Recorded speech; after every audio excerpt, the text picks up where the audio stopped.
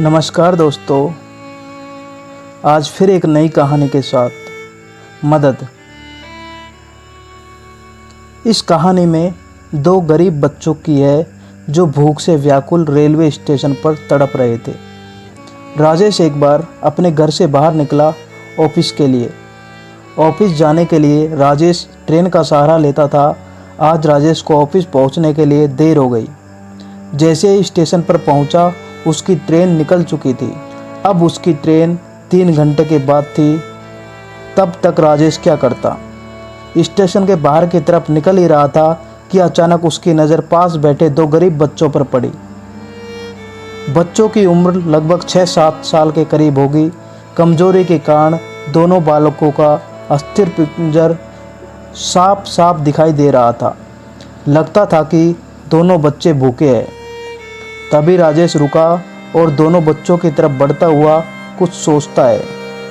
बच्चों को राजेश 10 रुपये देते हुए आगे बढ़ता है और कुछ ही कदम चलने के बाद एकदम से रुक जाता है और उसके मन में विचार आता है, आज के समय में 10 रुपये में क्या आता है? तुमने बच्चों पर जो दया दिखाई रहे हो, इससे इन बच्चों पर क्या दया होगी? छोटा बच्चा थोड़ा रो भी रहा था और अपने पास बैठे बड़े लड़के से कुछ कह रहा था।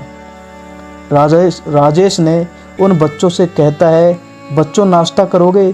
तभी उन बच्चों को थोड़ी सी उम्मीद सी दिखी और वह राजेश के पीछे पीछे चल दिए। उन दोनों के कपड़े फटे हुए और थोड़े गंदे भी थे। होटल में पहुंचने के बाद होटल का गेटमैन उन बच्चों को होटल में आने से रोकता है। तभी राजेश होटल के गेटमैन से बोलता है, आने दो, इनका बिल मैं पे करूँगा।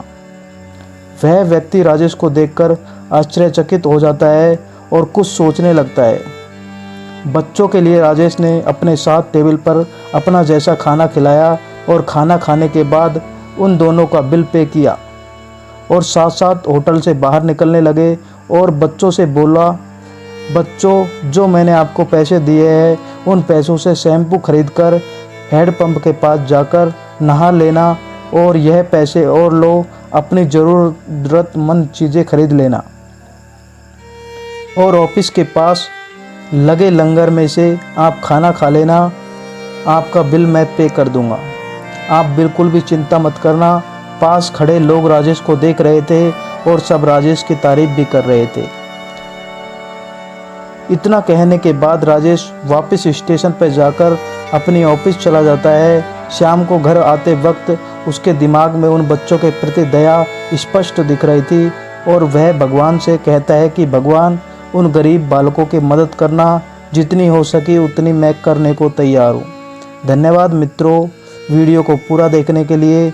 जब हम किसी दूसरे की मदद करेंगे तो भगवान हमारी मदद करेगा और इससे हमारा भला भी होगा। धन्यवाद।